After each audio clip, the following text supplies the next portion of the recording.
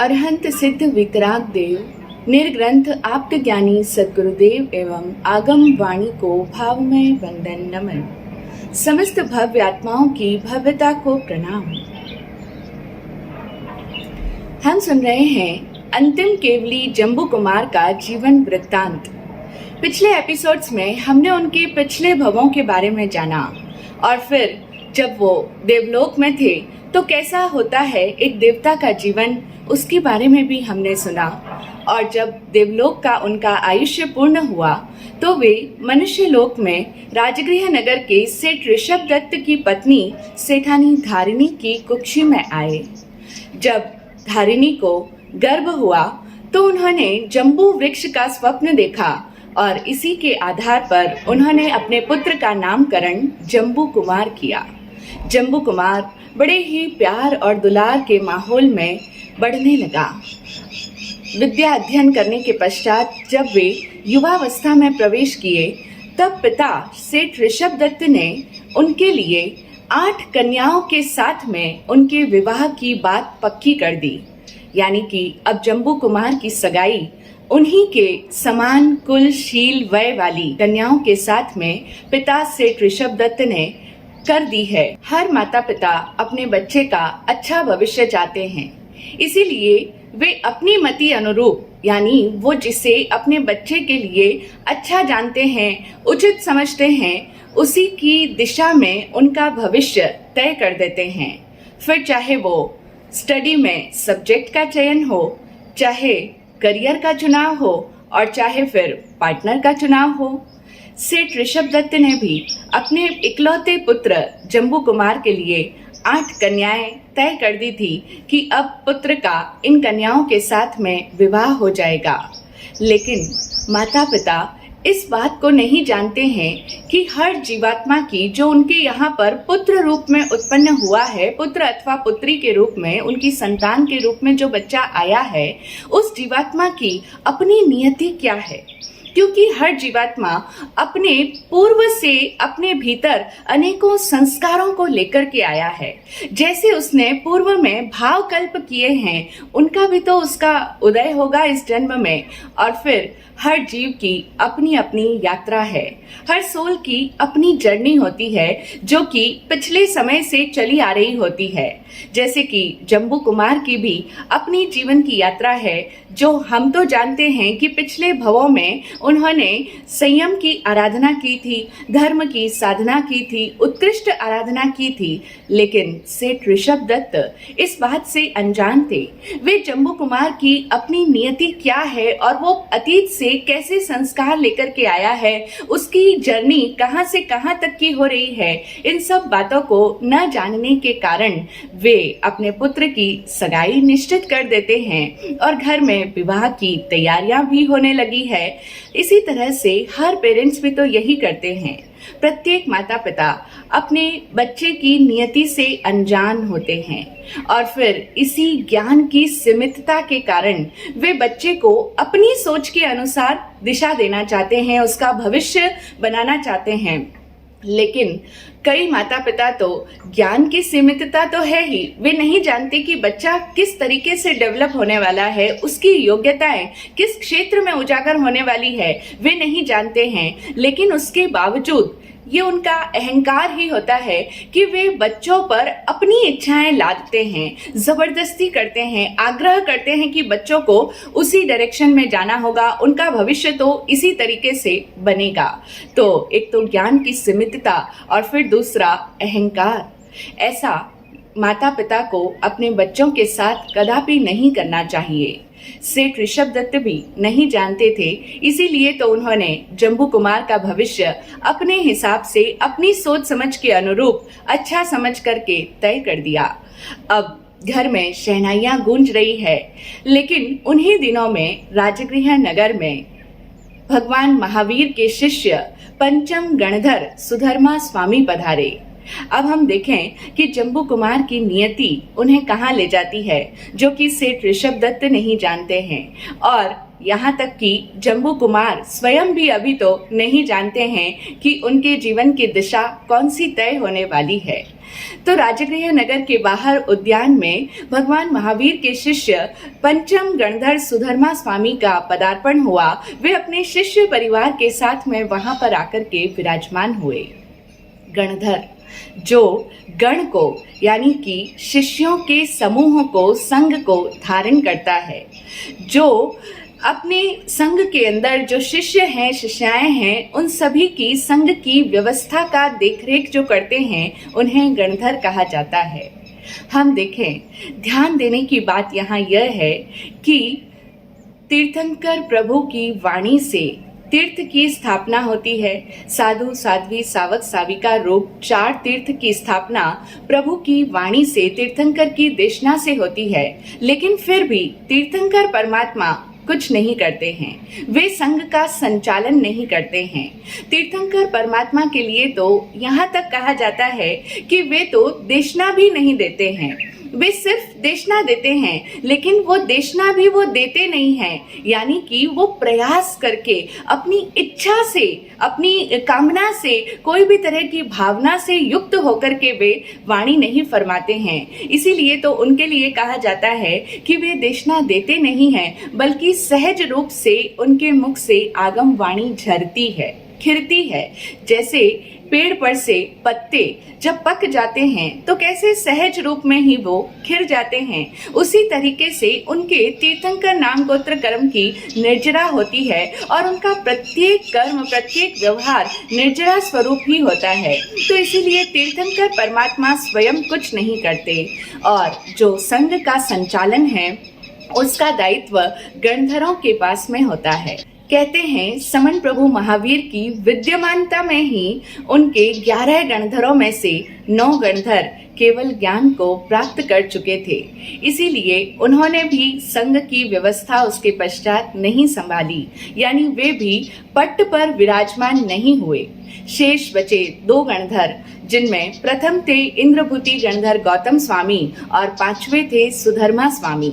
ये 2 गणधर उनके पश्चात निर्वाण को उपलब्ध हुए, लेकिन उनमें भी पहले गणधर इंद्रभूति गौतम स्वामी के बारे में हम सभी लोग जानते हैं कि जिस रात्रि को भगवान का निर्वाण हुआ, उसी रात्रि में गणधर गौतम स्वामी भी केवल ज्ञान और केवल दर्शन को प्राप्त कर गए और उसके पश्चात उन्होंने कोई धर्मोपदेश दिया हो, उन्होंने कुछ जीवों को प्रतिबोध दिया हो, ऐसा कोई भी वर्णन प्राप्त नहीं होता है। उनके पश्चात एकमात्र रहे 5वें गणधर आर्य सुधर्मा स्वामी, जो कि उनके पश्चात पाठ पर विराजे और जिन्होंने चतुर्वेद तीर्थ की बागडोर अपने हाथों में संभाली। इसीलिए हमारे यहाँ पर जो शास्त्र है, आगम है, उनकी रचना में भी इसी प्रकार से वर्णन आता है कि आर्य सुधर्मा स्वामी ने अपने शिष्य को ज्ञान दिया और बताया कि समन प्रभु महावीर ने, जो कि मुक्ति को, निर्वाण को प्राप्त हो चुके हैं, उन्होंने यहाँ इस तरह के भाव फरमाए हैं। तो हमारे यहाँ प्रत्येक शास्त्र की शैली प्रश्नोत्तर शैली के रूप में डेवलप की गई है कि आर्य सुधर्मा स्वामी जो गुरु हैं, वो शिष्य की जिज्ञासा पर उन्हें इस बात का ज्ञान देते हैं और सभी शास्त्र जो कि भगवान महावीर के निर्वाण के अनेकों वर्षों के पश्चात लेखनीबद्ध किए गए थे, उन सब की रचना शैली इसी प्रकार की रही है। इसीलिए यह भी कहा जाता है कि ये सभी सूत्र, ये सभी आगम गणधर सुधर्मा स्वामी की वाचना के हैं, क्योंकि वे ही उनके पश्चात पाठ पर विराजमान हुए थे। तो ऐसे 5वें गणधर सुधर्मा स्वामी अपने शिष्य परिवार के साथ में भगवान महावीर का निर्वाण हो चुका था और उनके पश्चात उनका जो गण था, उनका जो शिष्य परिवार था, उसके साथ में वे राजगृह नगर के बाहर उद्यान में आकर के समवसरित हुए। राजगृह नगर की जनता ने जब स्वामी सुधर्मा के आगमन का समाचार सुना तो वे सभी लोग बहुत ही हर्षोल्लास में मग्न हो गए, क्योंकि राजगृह नगर की जनता पहले से ही जिन वाणी का श्रवण करती रही है, समन प्रभु महावीर का राजगृह नगर में आगमन अनेकों बार होता रहता था।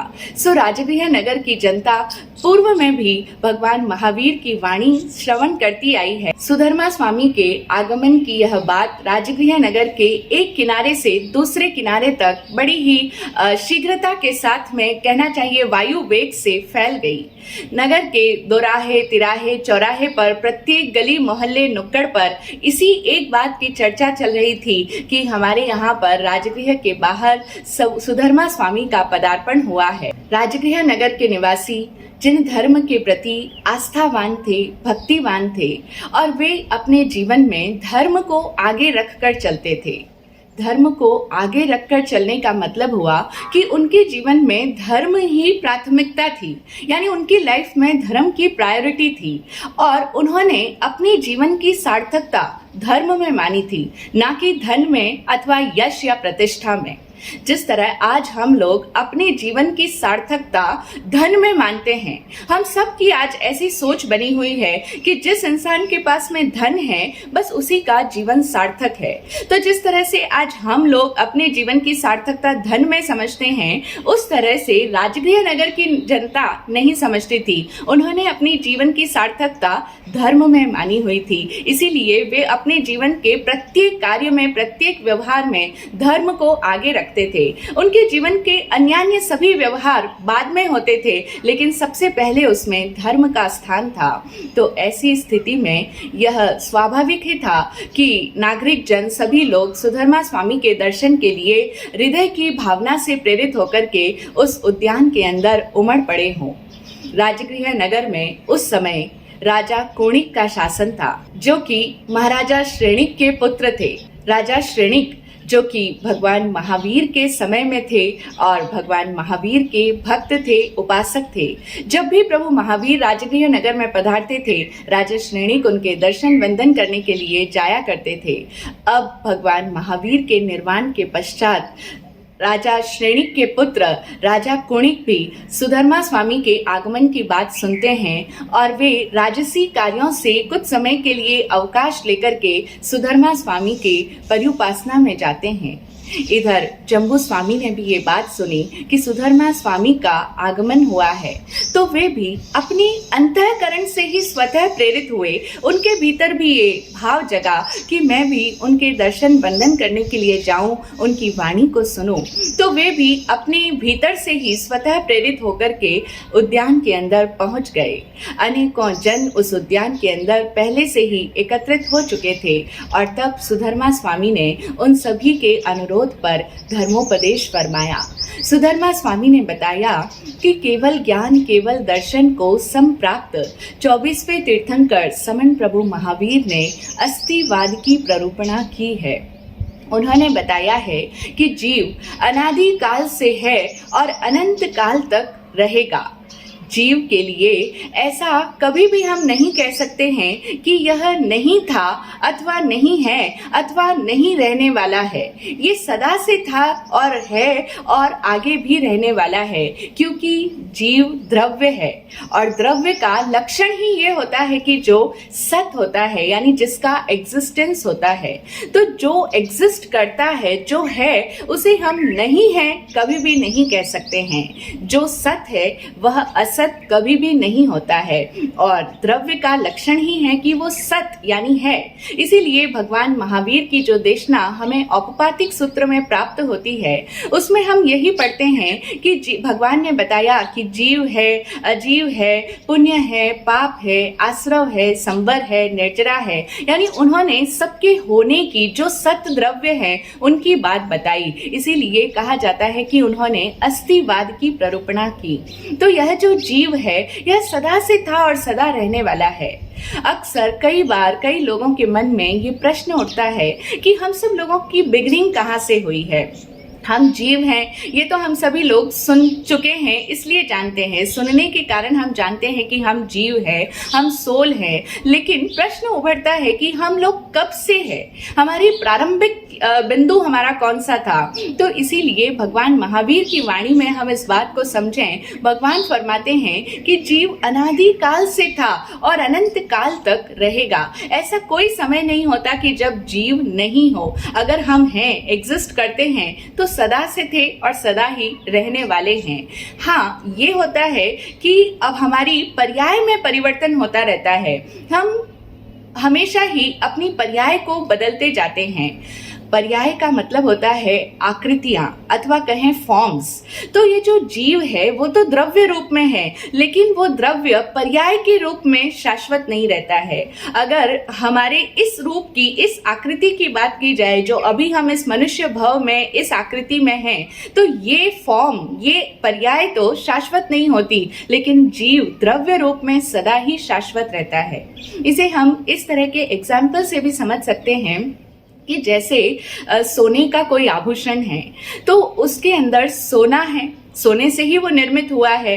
अब चाहे वो गले का नेकलेस हो, चाहे वो हाथ का कंगन हो, चाहे वो पैर में पहनने वाली पायजेब हो, कोई भी सोने से निर्मित, सोने से बना हुआ आभूषण हो, तो वो जो कंगन है अथवा वो नेकलेस है, वो अभी इस रूप में हमें दिखाई दे रहा है, इसीलिए वो क्या है, उसकी पर्याय है। लेकिन उसके अंदर द्रव्य क्या है, उसके अंदर सब्सटेंस क्या है जो कि रियल है, वो है स्वर्ण, सोना। तो वह सोना, अब चाहे उसको मेल्ट करके आप उसको कानों के आभूषण बना लो, चाहे उसको हाथ में पहनने योग्य आभूषण बना लो, चाहे आप उसको कहीं पैर में धारण करने योग्य आभूषण बना लो, तो उसकी पर्यायें बदलती रहेगी, लेकिन उसके अंदर का सोना तो ज्यों की त्यों विद्यमान रहेगा। ठीक उसी तरीके से हम सभी जीवात्माएं अपनी पर्याय बदलते हैं। जब हम नरक गति में होते हैं तो हम नैरेक पर्याय में होते हैं, तब हम नारकी जीव कहलाते हैं। वो हमारी एक पर्याय है, एक फॉर्म है, लेकिन जीव तो द्रव्य रूप में शाश्वत है ना। और फिर जब एक जीव देवलोक में जाता है, देव गति में होता है, तब वह देवता की पर्याय में होता है, तब उसे देवता के नाम से पहचाना जाता है। और जब जीव तिर्यंच गति में होता है, यानी पशु पक्षी की योनि में होता है, तब वह तिर्यंच की पर्याय में होता है। और जब मनुष्य गति में होते हैं, तो जिस तरह हम अभी मनुष्य गति में हैं, तो मनुष्य के रूप में पहचाने जाते हैं। लेकिन इन चारों ही गतियों में, ये जो चार प्रकार की गति है, चार पर्याय में जीवात्मा हमेशा भ्रमण करता रहता है, संसरण करता रहता है, घूमता रहता है। इन चार पर्यायों में से, इन चार गतियों में से सबसे श्रेष्ठ गति मनुष्य गति ही बताई गई है। न सिर्फ जैन धर्म में, बल्कि प्रत्येक शास्त्र, प्रत्येक ग्रंथ मनुष्य धर्म को सर्वश्रेष्ठ बताता है। ऐसा क्यों? क्योंकि हम देखें, नरक गति के अंदर जीव अपने अशुभ कर्मों का फल भोगने के लिए जाता है। जो कुछ भी अशुभ कर्म उसने किए हैं, उसका फल उसे नरक गति में भोगना पड़ता है। और वहाँ की वेदना के बारे में हम सब लोगों ने अनेकों बार सुना होगा। फिर कभी यह जीव देव गति में जाता है, और देव गति में कैसा होता है एक देवता का जीवन, उसको हम पहले सुन चुके हैं। फिर कभी यह जीव तिर्यंच गति में होता है, यानी कि पशु पक्षी अथवा कीड़े मकोड़ों के रूप में होता है। लेकिन इन तीनों गतियों के अंदर जीव की विकास की संभावनाएं सदैव सीमित रहती है। मात्र एक मनुष्य गति ही ऐसी है जहां जीव अपनी असीम संभावनाओं को उजागर कर सकता है। यद्यपि हम देखें कि कई तिर्यंच प्राणियों में ऐसा कुछ है जो मनुष्यों से भी बढ़ चढ़कर है, यानी उनके अंदर कुछ विशिष्ट क्षमताएं हैं जो हम मनुष्यों में नहीं हैं। वो कौन सी? हम देखें, कुछ तिर्यंच प्राणी रात्रि में देख सकते हैं, तो कोई तैर लेते हैं, कोई उड़ लेते हैं, कोई इस बात को जान जाते हैं कि आगे भविष्य में क्या होने वाला है।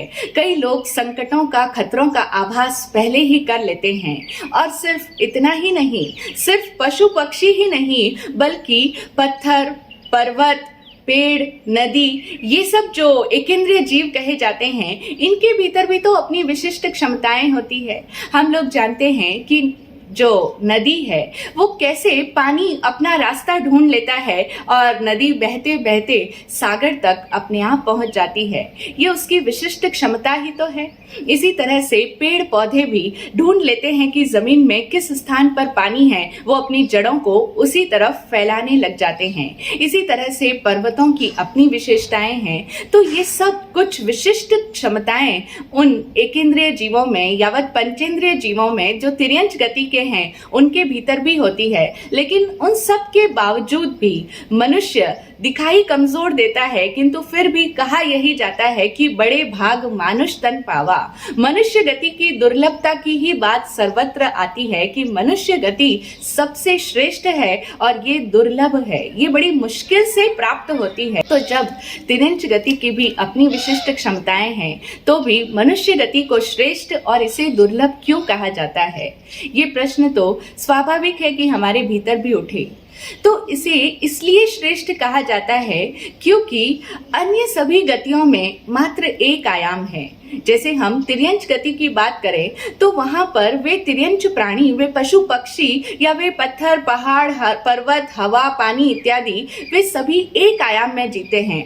वो जो हैं, जैसे हैं, बस वैसे ही हैं। उन्हें जो कुछ भी क्षमताएं भी अगर मिली है तो वो स्वाभाविक रूप से, नैसर्गिक रूप से प्राप्त हुई है और अब वो उन्हीं शक्तियों को भोग के निमित्त भोगने के लिए बाध्य है। उसके अलावा उनके पास में और कोई नया विकल्प नहीं है। तो उनका जीवन एक ही आयाम में गति करता है, यानी जैसा कुछ मिला है, जो है, बस उसी रूप में वो अपने जीवन को जिएंगे। लेकिन मनुष्य गति में ऐसी बात नहीं है।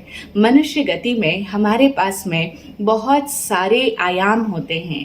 हमारे पास में मल्टी डायमेंशंस है कि हम जो हैं वो तो हैं ही, लेकिन उसके अतिरिक्त और भी बहुत कुछ हो सकते हैं। और यही वह बात है जो मनुष्य को सर्वश्रेष्ठ प्राणी बनाती है, क्योंकि मनुष्य के पास ही वो स्वतंत्रता है कि वो अपनी विवेक शक्ति से चयन करे कि उसको जो वो है वो तो है ही, लेकिन अब उसे क्या बनना है। अब वह चाहे अपनी शक्तियों को सम्यक दिशा में जगाए तो वह स्वयं परमात्मा भी हो सकता है, यानी मनुष्य देवता से भी बढ़कर हो सकता है, दिव्य गति को भी लांघ जाए और स्वयं ईश्वर हो जाए, स्वयं सिद्ध हो जाए, स्वयं परमात्मा हो जाए। इसकी संभावना भी मनुष्य के पास में है। और यदि वो अपनी शक्तियों को गलत दिशा में जगा दे, उन्हें गलत डायरेक्शन दे दे, तो वह स्वयं को एक क्रूर, अत्याचारी, आतताई, आतंकवादी, हिंसक प्राणी भी बना सकता है और तिर्यंच से भी बदतर हो सकता है। इसीलिए तो कई बार हम सुनते भी हैं ना कि ऐसे मनुष्यों से तो पशु ही श्रेष्ठ है। बेचारे वो किसी को तकलीफ तो नहीं देते, वो सिर्फ अपना पेट भरने के लिए ही हिंसा करते हैं, लेकिन मनुष्य तो अपनी सुविधा के लिए, अपने ऐश मौज के लिए, अपनी विलासिता के लिए भी इतना क्रूर बन जाता है। तो ये है उसकी शक्तियों का गलत दिशा में उपयोग। तो अगर हम अपनी शक्तियों का दुरुपयोग करें तो पशु से भी बदतर हो सकते हैं, उससे भी निम्न हो सकते हैं। और अगर हम अपनी शक्तियों को जगाएं, सही दिशा में उन्हें मोड़ देवें, तो हम स्वयं क्या कुछ नहीं हो सकते हैं। हम स्वयं अपने भीतर के परमात्मा को भी जगा सकते हैं। इसीलिए ये मनुष्य गति सर्वश्रेष्ठ बताई गई है। लेकिन जब किसी जीव को कोई चीज मिल जाती है, उसके पश्चात वो इतनी मुश्किल से मिली है, वो उस बात को भूल जाता है। जैसे एक अमीर घराने में पैदा हुआ बालक छोटा है, तभी से उसने सारी फैसिलिटीज देखी है, उसके पास में सारी सुख सुविधाएं रही है, तो उसे मालूम नहीं कि उसके पिता ने उन सारी सुविधाओं को प्राप्त करने के लिए, हस्तगत करने के लिए कितनी मेहनत की है, कितना श्रम किया है, तब जाकर के उनका वो उस तरीके का स्तर बना है कि अब उन्हें अपने जीवन की सारी सुविधाएं प्राप्त हो सकी है। लेकिन बालक इन सब बातों से अनजान होता है, इसीलिए वो इस बात की दुर्लभता को या वो उस धन के महत्व को नहीं जान पाता है। ठीक उसी तरीके से हम लोग लोग अनजान हैं, अज्ञानी हैं, इसीलिए हम नहीं जान पाते कि ये जो मनुष्य भव हमें मिला है ये कितना दुर्लभता से प्राप्त हुआ है। उत्तराध्ययन सूत्र का 10वां अध्ययन इस बारे में बड़े ही विस्तार के साथ हमें समझाता है कि यह जीव कितने कितने जन्मों की यात्रा करके आया है, कैसे कैसे पहले पृथ्वी काय हुआ, फिर वनस्पति काय हुआ, अब काय हुआ, तेऊ काय हुआ, वायु काय का जीव हुआ, उसके पश्चात वो बेंद्रिय हुआ, तेंद्रिय हुआ, चतुरेंद्रिय हुआ, पंचेंद्रिय हुआ, लेकिन तिर्यंच गति से बाहर नहीं निकल पाया। और उसके भी अनेकों जन्मों के पश्चात ये मनुष्य भव, ये पांचों इंद्रियां, ये सोचने समझने की शक्ति, ये मन की सारी संभावनाएं हमें प्राप्त हुई है। लेकिन इनके बावजूद भी हम लोग अभी क्या करते हैं, इस मनुष्य भव को व्यर्थ किए जा रहे हैं। जो हमारी 5 इंद्रियां हमें मिली है, इन पांचों इंद्रियों से हम ज्यादा से ज्यादा सुख भोग करने में ही अपने पूरे इस मनुष्य के जीवन को व्यर्थ किए जा रहे हैं। हमें बस कानों से अच्छे अच्छे शब्द सुनने को मिले, उन्हीं का हम आनंद लेते रहें, आंखों से अच्छे अच्छे दृश्य देखते रहें, नाक से अच्छी सुगंध मिलती रहे, जीभ को अच्छा टेस्ट प्राप्त हो और शरीर को इस स्पर्श का जो सुख है उसका आनंद प्राप्त होता रहे। बस इन्हीं पांचों इंद्रियों के विषय सुखों में हम अपने इस अमूल्य जीवन को जाया कर रहे हैं, व्यर्थ कर रहे हैं। और हम इस बात को भूल जाते हैं कि ये जो मनुष्य का जन्म हमें मिला है ये सीमित समय है। कोई भी जीवन असीम नहीं होता है, हर चीज की अपनी ड्यूरेशन होती है, एक अवधि होती है, एक सीमा होती है। तो 70, 80 या 100 वर्ष के लगभग जो हमें ये मनुष्य का जन्म मिला है, इसी सीमित समय में, इसी अवधि के दौरान हमें अपने भीतर की उस असीम शक्तियों का जागरण करना है।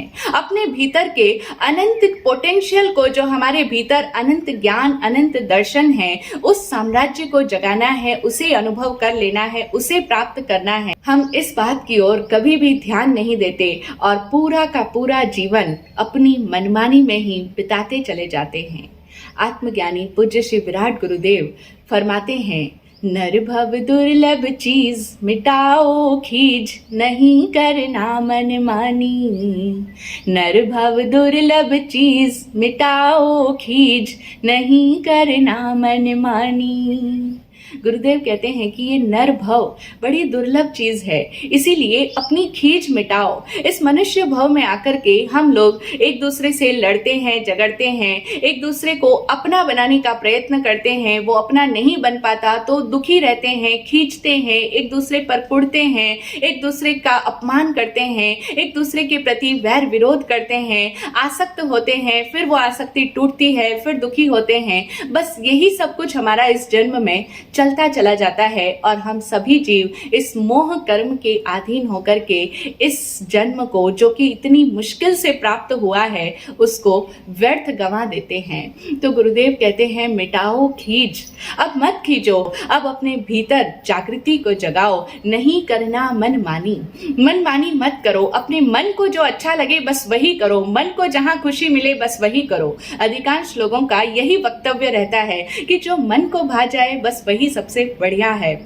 लेकिन जो मन को अच्छा लगता है और मन के अनुसार जो हम करते चले जाते हैं वह तो मनमानी कहा जाता है। आगे गुरुदेव चारों गतियों के बारे में बताते हैं इस गीतिका में कि कैसे कैसे हमने नरक गति में जाकर के इतनी वेदनाएं भोगी, अथवा जब यह जीव देवलोक में था तो देव गति में उसकी कैसी स्थिति थी, तिर्यंच गति में उसकी क्या अवस्था रही, और जब मनुष्य भव में आया तो गुरुदेव कहते हैं, मानव भव की महिमा है जानी पहचानी।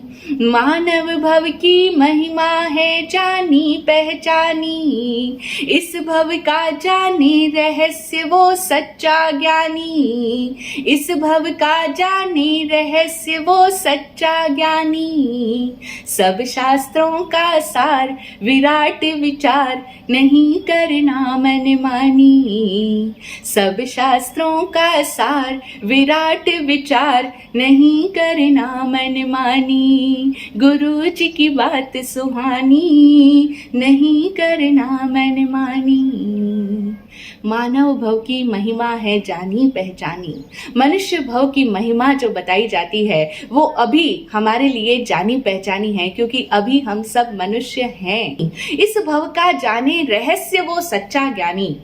मानव तो बन गए, लेकिन इस भव का रहस्य जान लें। ये जो मिला है उसका सदुपयोग कर ले। इसी सीमित समय में उस असीम को अपने भीतर जगा लें। सब शास्त्रों का यही सार है, यानी सभी धर्म गुरुओं की देशना का यही सार है कि हम इस भव को सार्थक कर लें। इस मनुष्य जीवन को खाने पीने, सोने, बच्चे पैदा करने, आजीविका कमाने, इसी में व्यर्थ ना कर दें, बल्कि इसका सार्थक उपयोग कर लें। अन्यथा ये जीवन तो एक न एक दिन समाप्त हो जाएगा। ये मनुष्य भव की पर्याय को हमें त्यागना होगा, क्योंकि जो भी बनता है वह नष्ट भी होता है, जो बना है वो फना भी होगा, और हम सभी लोग एक न एक दिन काल के ग्रास बन जाएंगे, यानी मृत्यु आ जाएगी, और तब हम इस मनुष्य भव की पर्याय को छोड़ करके किसी अन्य गति की ओर अग्रसर हो जाएंगे।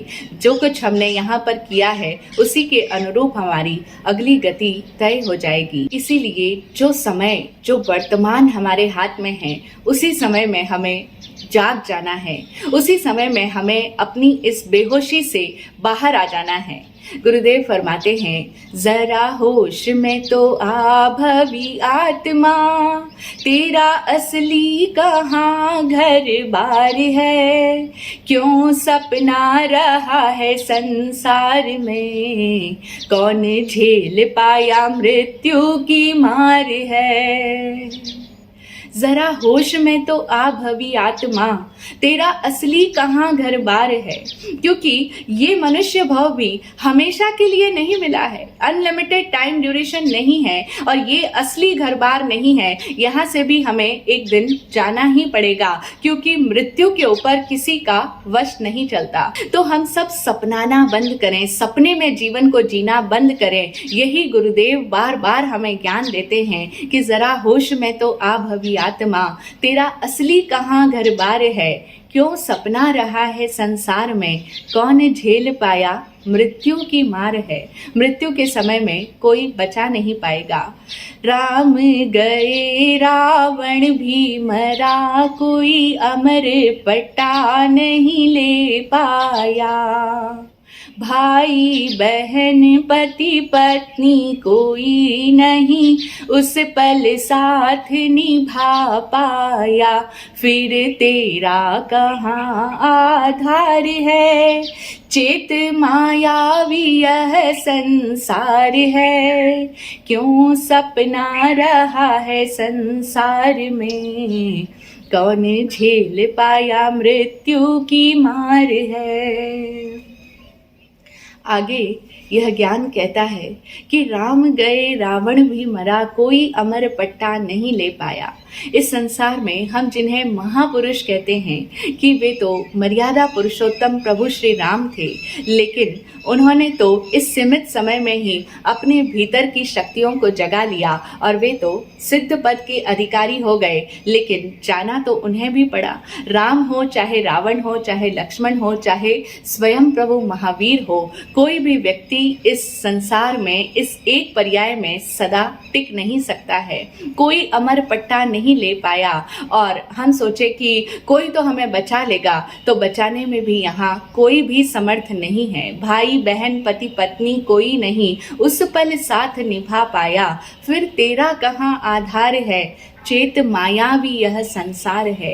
ये सब एक ऐसी माया है जिसमें हम सब लोग भी उलझे हुए हैं और हम दूसरों को भी उलझाए चले जा रहे हैं और इस माया जाल से अपनी आंखें खोलना नहीं चाहते हैं। लेकिन जो जीव समझदार होते हैं वो समझते हैं, वो जान जाते हैं कि मुझे अब इस माया जाल में नहीं उलझना है। आज तक की जन्मों की यही यात्रा रही है कि माया के कारण, इस मोह के कारण हमेशा अपनी आंखों के ऊपर पर्दा लगाए रखा है, हमेशा मिथ्या में ही जीता चला आ रहा हूं मैं। लेकिन अब तो ये अवसर मिला है, अब गुरुवाणी हमें चेता भी रही है, जागृत भी कर रही है और हम प्रतिदिन ऐसे अनेकों लोगों को देखते हैं हैं, उनकी मृत्यु को देखते हैं, लेकिन फिर भी हम जागना नहीं चाहते हैं। लेकिन जो समझदार होता है वो जाग जाता है। इसीलिए तो गुरुदेव फरमाते हैं, समझदार तो संयम धारे, ना समझों को क्या कहना। गुरु का सत्संग छोड़ सुनहला, इस दुनिया में क्या रहना। फिर सब कुछ ही वैभव असार है, गुरु देश ना सदानंद द्वार है। क्यों सपना रहा है संसार में, कौन झेल पाया मृत्यु की मार है। गुरुवाणी ही एक सहारा है कि जिसका आलंबन लेकर के हम लोग संसार सागर से तर जाएं। अनादिकाल से हैं, लेकिन अब इस सांसारिक पर्याय में ना रहें। अब हम भी अपनी सिद्धि का मार्ग प्रशस्त कर सकते हैं। गुरुवाणी एक सहारा, माने या तू ना माने, और नहीं कोई तेरा अपना, आंखें खोले तो जाने। तो हम भी अपनी आंखों को खोलें, और समझदार वही कहलाएगा जो संयम को स्वीकार कर लेगा। संयम का मतलब है कि अभी तक जो हम इन पांचों इंद्रियों के विषयों में सुख भोग में लीन हो रहे हैं, उसमें मर्यादित हो जाएं, उसमें जागृत हो जाएं। उन इंद्रिय विषय सुख भोगों से हम ऊपर उठ जाएं, अनासक्त हो जाएं, संयमी हो जाएं। तो समझदार जो संयम धारे, ना समझों को क्या कहना। इतनी गुरुवाणी को सुनने के बाद में भी अगर हमारे भीतर समझदारी नहीं जागती, अगर हमारे भीतर ये भावना नहीं जागती कि हमें भी इस समय का उपयोग कर लेना है, इस मनुष्य भव को यूं ही नहीं जाने देना है, इसको व्यर्थ जाया नहीं करना है, तो जो समझदार होगा वह तो जाग जाएगा, और नहीं तो ना समझों के लिए क्या कहें। गुरु का सत्संग छोड़ सुनहला, इस दुनिया में क्या रहना। इस दुनिया में अनेकों वर्षों से यही सब करते आए हैं, और आगे भी जितना जीवन बचा है वो भी यही करते चले जाएंगे। इसका कोई अंत नहीं आएगा। इस माया से कभी अपने आप पार नहीं पड़ेगा, हमें ही जागना होगा। जब जाग जाएंगे तो ये सारा जो सांसारिक वैभव है, ये वैभव तुच्छ हो जाएगा। ये जिसे अभी तक हम वैभव समझ रहे हैं, ये वैभव स्वतः छूट जाएगा, और गुरु देशना जो हमें ये ज्ञान दे रही है वो हमारे भीतर तक उतर जाएगी, अंतरतम में प्रवेश कर जाएगी। सुधर्मा स्वामी के ये अनमोल शब्द वहाँ उपस्थित सभी श्रोताओं के भीतर उतर रहे हैं, और जम्बू कुमार के तो एक एक शब्द मानो उनकी अंतरात्मा में प्रवेश कर रहे हैं। वो सिर्फ सुधर्मा स्वामी की वाणी को कानों से ही नहीं सुन रहे हैं, वो अपने पूरे अंतरतम से उस वाणी को सुन रहे हैं, और वो वाणी उनके भीतर मानो सजीव हो रही है, जीवंत हो रही है। उन्हें सब कुछ भीतर महसूस होता हुआ जान पड़ रहा है। जो कुछ भी उन्होंने ये मनुष्य भव की दुर्लभता का ज्ञान दिया, वो सब कुछ उनके भीतर सजीव हो रहा था। इसीलिए जम्बू कुमार के भीतर का वो जो सुप्त वैराग्य था, जो उनके पिछले जन्मों से ये यात्रा चली आ रही थी धर्म की, साधना की, वह पुनः जागृत हो गई। उनके भीतर वैराग्य का तीव्र संवेग उदय हुआ, और उन्होंने सुधर्मा स्वामी के पास में विनती करी कि गुरुदेव, आपकी वाणी जैसी आपने फरमाई वैसा ही है, और मुझे भी अपने भीतर वैराग्य का तीव्र भाव महसूस हो रहा है। इसीलिए मैं घर जाकर के अपने माता पिता की अनुमति लेकर के शीघ्रता से आपके पास में आता हूँ, और अब मुझे इस संसार की मोह माया में नहीं जीना है। मुझे आप ही के चरणों के अंदर रहना है, संयम स्वीकार करना है, संयम में प्रव्रजित होना है। यह कहकर के जम्बू कुमार सुधर्मा स्वामी के पास से अपने घर की ओर लौट रहे थे। रास्ते में नगर द्वार में प्रवेश करते समय नगर का जो कोट है, जो एक किला सा बना होता है, उसके ऊपर कंगूरे लगे थे, और कहीं से दैव योग से एक तोप का भयंकर धमाका हुआ, और उस तोप के कारण से नगर द्वार के कोट का एक कंगूरा टूट करके गिर पड़ा, और वह सीधा जम्बू कुमार के पास में आकर के गिरा। जम्बू कुमार गुजर रहे थे, नगर द्वार के अंदर प्रवेश कर रहे थे, और तभी वो इतना बड़ा पत्थर उनके पैरों के बिल्कुल करीब आकर के गिर पड़ा। जम्बू कुमार बाल बाल बच गए। उन्हें कुछ नहीं हुआ, लेकिन उनके भीतर बहुत कुछ हो गया। शरीर को तो क्षति नहीं पहुंची, लेकिन उनके भीतर उस घटना ने बहुत कुछ झंझोड़ दिया। उनके भीतर की प्रज्ञा तो जागृत हो ही गई थी, और अब ये जो घटना हुई है, इस घटना के कारण से उनके भीतर का वो वैराग्य का संवेग और भी अधिक तीव्र हो गया। और अब वे घर पहुंचकर अपने माता पिता से किस प्रकार निवेदन करते हैं, किस प्रकार अपने माता पिता को दीक्षा ग्रहण करने की अनुमति देने के लिए राजी करते हैं, सुनते हैं उन सब को हम अगले भाग में। आज इतना ही। ओम शांति, ओम शांति।